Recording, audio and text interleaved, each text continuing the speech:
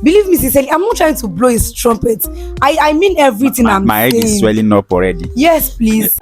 Hello, Love for Them tribe. Welcome back to our channel. We are the Love for Them couple. If this is your first time coming across our channel, kindly subscribe, like, and share. I will be glad you did. And if you are a returning subscriber, thank you for staying with us. So sit back, relax, as we're about to have a good time in this episode. So, babe, what do we have our tribe member today? Today, one of our tribe members is would like to share why we married each other. Why did he marry me? Why did I marry him? You're about to find out in this exciting episode. Grab a bowl of popcorn, with soft drink in your hands, relax as you're about to enjoy every bit of today's episode. Yes. Number one for me is the God factor. The God factor is a non-negotiable priority on my list. And this is because a man who does not love God cannot love you. Oh, yes. Also, the God factor is very, very important. In fact, the most important is the God factor because if he's God-fearing, it becomes easy for me as a wife to submit to him because he has someone who is God that he submits to. A man who doesn't submit to anybody will be very difficult to submit to such a man. So, and I did not want to I didn't want to attract curses by not submitting to my husband. So I knew that if he is God-fearing, submission to him will be very easy and therefore attract blessings as a result of the obedience. Another reason is also because of our unborn kids, because I don't want a family whereby I'm trying to raise these children in the way they should go and then the husband I married is against it because there's no God factor. It's just a random person, is not a believer. There's no way we are going to raise them in the way they should go because alignment is lacking, obviously. And when alignment is missing, it will tell on the children. Because I'm keen on raising kingdom-minded children. I'm keen on raising a total child. And knowing fully well that this cannot be achieved alone, I knew that God factor in the man I will marry, if not for my sake, for the sake of my unborn kids and even the generations that I may never meet, but that will come through my lineage, I knew that I could not negotiate the God factor. So that's one of the top priorities for me. For me as well, my number one priority too is the God factor because I believe that we have to be on the same page for us to build a Christian home. Even the Bible says, can two work together except they agree? So I was so passionate about someone. I was so interested in someone who is passionate, not just an ordinary Christian, somebody who is born again and who is committed to God's service. I remember having a conversation with a friend of mine recently, and he told me that I met a lady, and that lady told him that she does not believe in God. I was like, this one deep. So, and challenges may arise, may come in marriage. So how do we fight them? It might not even be physical challenges, it might be spiritual challenges. So how do we fight those things when they arise? So my number one priority is the God factor. You have to be a firm believer in Christ, and you have to know what you are doing. So I think that's for me. Okay. The second one for me now, this is now about me. Why I married him, why I said, you know what, I'm not gonna let go. It's because of his visionary ability. My husband is a visionary man to the core. I'm not saying this for camera's sake. I've seen him up close and I know what I'm talking about. He thinks long term, he talks future. Even when I've not even seen the end result yet, when it's still blurry, my husband already has a clear vision. And another thing that really stood out to me concerning him is the ability to now work towards that vision. So whenever he sees the vision or he conceives the vision, he doesn't just sit back and fold his hands to say, after I already conceived the vision, everything is going to play out and the vision is going to be actualized.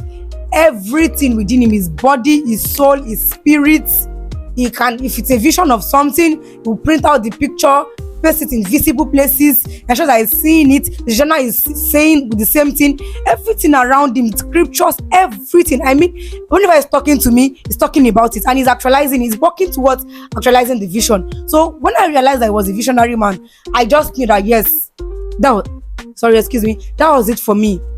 If a man lacks vision and he has assets, he has cars, he has houses, he owns the estate, and he lacks vision, believe me sincerely, he will lose everything he ever owned. But if he has vision and he does not have a car yet, does not have a house of his own, doesn't even have a land, he doesn't even have a bicycle, as far as vision is present, that vision is going to be the capital that will buy everything that money can buy, even what money cannot buy. That vision is going to attract them. So when I said I was visionary, that was just it for me.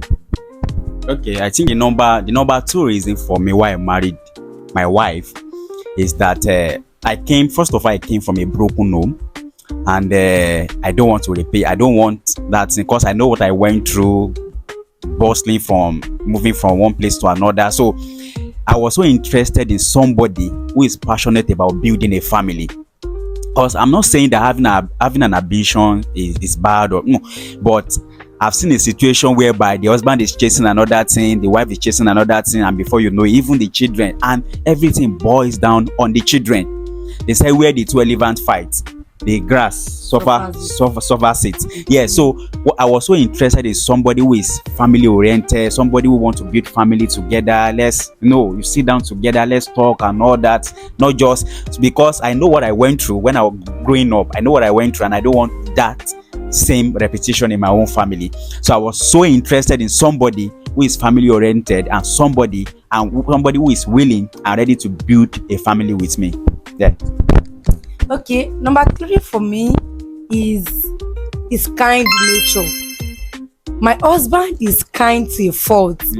Believe me sincerely, I'm not trying to blow his trumpet. I mean everything I'm saying. My head is swelling up already. Yes, please. I mean everything I'm saying. Even people can testify. People that have met him through me, people that have met him personally, and I'm so sure that even our own people are going to see this video. So you all can testify. Everyone who has come across him can testify that what I'm saying is nothing but the truth. My husband is kind to a fault. Even when we're strangers, we've shared that we met. So I don't want to, go back to that story. You can just check our videos, or you can also put the link in the caption of this video. When I met him at first, that I had no clue that today was going to be a reality, that we're going to end up being married. This guy, as a then, was so kind, even till date. And I was wondering, how can somebody this kind still exist in this wicked world? In the world we are in today, everybody is now selfish. Not everybody though, but if we realize that a larger percentage of people are now just about themselves, me, myself, and I. They don't care about any other person. It's just about them. Everything revolves around them. And I was wondering, how can you live your own and you are now, looking out for other people at the expense of yourself? Even sometimes I was just wondering in those days, even till now I still wonder, you're just so kind. He's kind. If kindness were to be a human, I'm very, very sure that if you're seeing kindness in human form, this is him right beside me.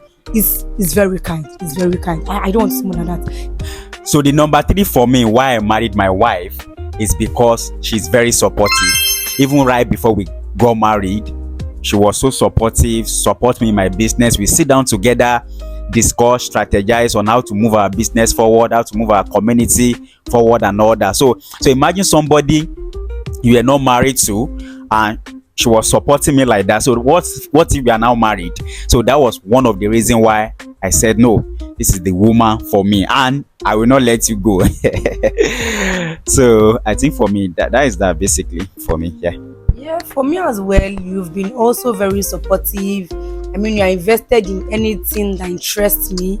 You invest your time, invest your skill, invest your resources, and you're also interested in people around me. Anyone I love, you also love. If there is somebody who is a how do I say it now? Some people can be very, very disturbing. Some people can be a nuisance. If anybody is a nuisance to me, automatically that person is already a nuisance to you. So I like that you are interested in what interests me. I like that you are very, very supportive, and even before we got married too, that's the way I've always been. And now that I even married, it has even doubled, more than doubled. So I'm really glad I chose you. So that's basically what we have for you today. And we are very, very sure that you've gained 1 or 2 things from this, and thank you for the DMs, the encouraging DMs we've been receiving. Some people on our tribe members have been sending us some DMs on WhatsApp, for instance, saying thank you, I've gotten value. These things keep encouraging us and keeps us going. Yes. And by this grace of God, we'll not do less. It keeps getting better and better every day. Thank you for watching this far. We are glad you got value from this episode. Till we'll come your way again next time. We are the love ordained couple. Keep believing. Keep what? Loving. Loving. We love you. We love you. Bye for now.